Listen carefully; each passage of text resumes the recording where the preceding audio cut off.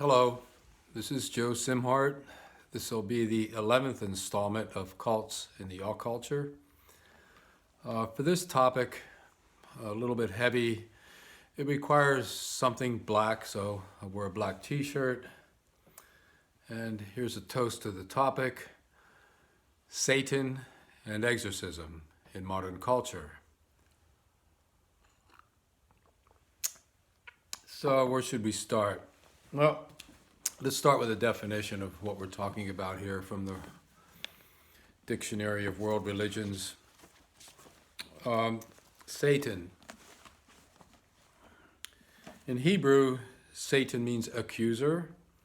In the Greek, diabolos, it means slanderer. And in Arab, shaitan, a similar accuser. It's the ruler of superhuman beings or personified powers, usually conceived as malevolent. The awareness of the ominous element in human experience is expressed in terms of hostile, numinous beings who threaten human well-being, either in this life or beyond. In this context, the human situation is thought to reflect a transcendent conflict between opposing powers of good and evil. The literature of Zoroastrianism, Judaism, and Christianity reflects an extended process of development of the concept of Satan's person and role. So in other words, ideas of Satan emerged from somewhere. They came and went, and they've developed over the years. And they're quite different in different contexts. So when I was doing a lot of interventions back in the late 80s, early 90s, a reporter from Details magazine approached me to follow me in a few cases to see how this system of deprogramming worked. And they published an article, a 5,000-word feature in September issue of Details magazine in 1991. David Bowie on the cover. And they came up with this. It says, across America, the subterranean world of cults is growing. Joe Simhart, professional deprogrammer, is fighting them one case at a time by Mick Descent. But the editors decided to give the title of the article this, right? Which says, New Age Exorcist. And there I am talking to a client in the background. So why would they call me an exorcist? Well, the idea came to them because it looks like I'm removing or helping someone remove a spell that's over them or some kind of an evil presence. In this case, this young man was deeply involved with a group called the Masterpath, run by a guy named Gary, who was a spin-off of the Eckankar cult. And we're not going to go down that road because it's a long topic.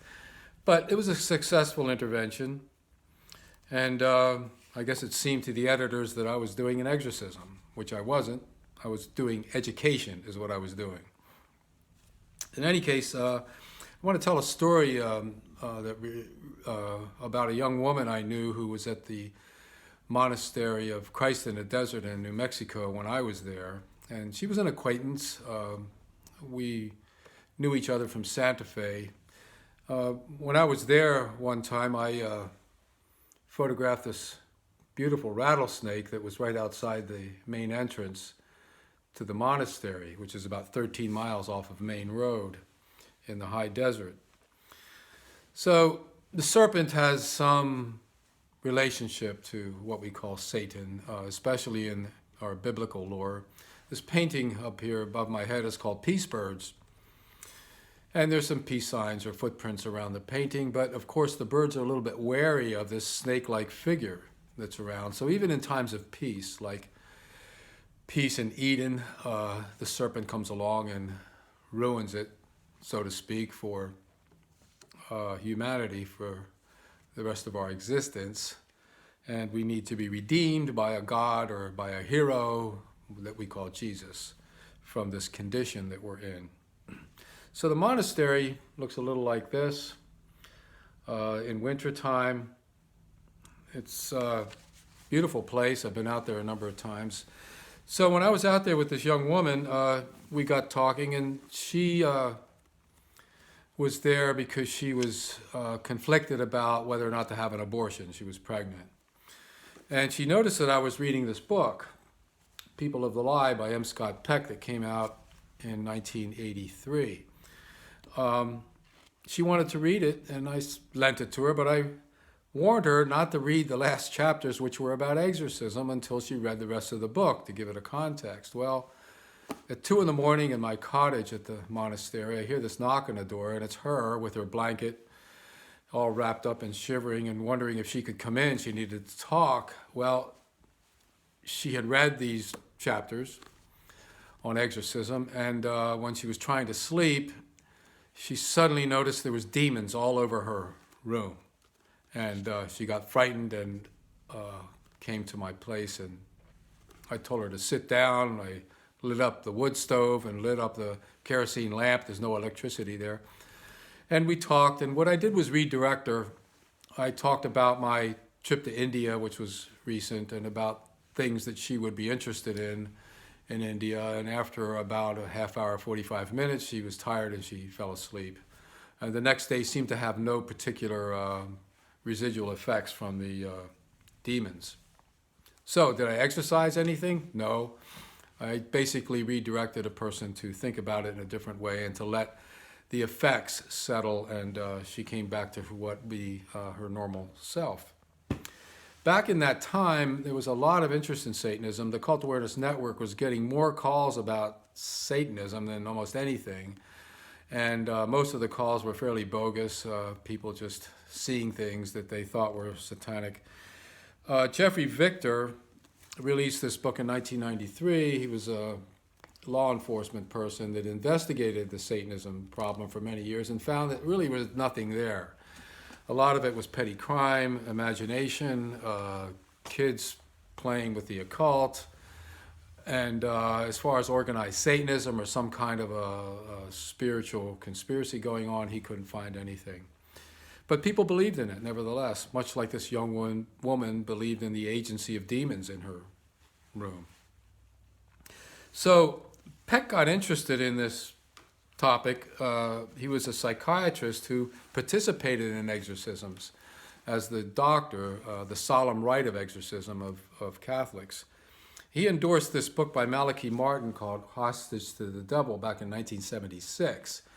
And this brought devil awareness into popular culture after the Exorcist film came out. 5 cases of exorcism are talked about by Malachi Martin in this book. Peck says Hostage to the Devil is the classic work of the 20th century on the subject of possession and exorcism. And he sort of endorses it. So what do we make of all this? The idea of Satan, like God and gods or deities and angels, are ideas that we give autonomous power to. We believe that the power is outside of ourselves. When in modernism, in modern psychology, we find that the divine and evil are really aspects of ourselves. Even in that song, Sympathy for the Devil by the Rolling Stones, we hear Mick Jagger singing that, who killed the Kennedys? And after all, it was you and me. So even there, we recognize that we might be the vehicles for evil, whether or not there's independent agents or not. Exorcism has been talked about quite a bit, and there's been a rise in exorcists in Italy and other places in the Catholic Church, an interest in that kind of therapy, and I'm calling it therapy, spiritual therapy. By the way, I participated in 2 minor rites of exorcism, which is just prayer and anointing people with oil back in the late 1980s. There was no bells and whistles and demons and all that stuff going on, but it just was a way of helping someone to get over what they thought was a spiritual problem.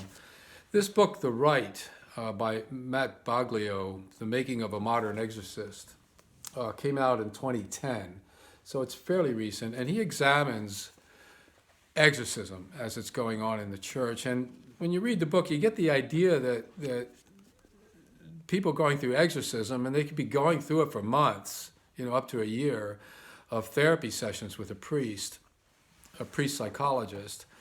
And it amounts to maybe some what they think is evil oppressing them, needing to be released or delivered.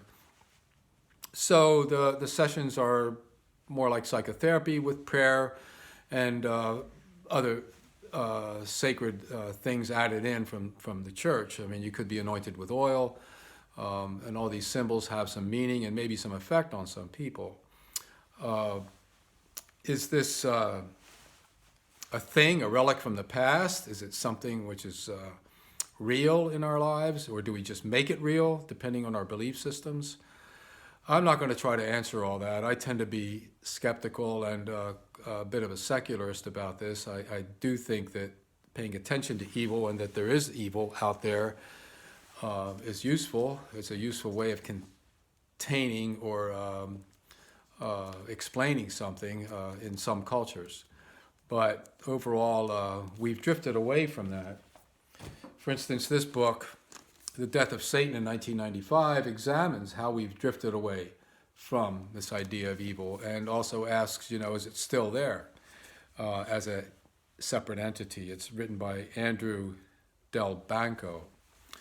Also, the idea of hell. I mean, we look at the history of hell. And this book by Alice K. Turner examines how this concept came and went, where it came from, and what it means in different cultures. So I'd like to finish with this. This book, Think No Evil, was written by Jonas Byler with Sean Schmucker. And this was a book, a story about something which we might consider evil that took place in 2006, when in a small Amish church in Lancaster County in Pennsylvania, someone came in and just executed people. And it was a horrible situation. Most of them were young and innocent people. What the Amish did was rallied. They tore down the building where the incident took place so that it wouldn't become some sort of a tourist site where people would come to look at macabre events. And they got together and they basically forgave the killer, forgave the whole incident in what might be called a heroic form of Christian love and forgiveness. So we have different ways of dealing with evil. We can fight evil with evil, which is maybe what evil wants if it was autonomous. It would want us to resort to the lowest common denominator. When it's shooting at us, we shoot back and kill. We can turn back to Jesus and his words, love your enemy. In other words, you don't turn back and kill. These are tough questions. So I'm just going to end this and hope that your struggle with your own personal evil, or if you think there's evil out there, is relieved a little bit by knowing more about it. And realize that, when things seem peaceful, there's always a snake in the grass that could make things unpeaceful again. And we have to struggle with it. Thank you for listening, and I'll say goodbye.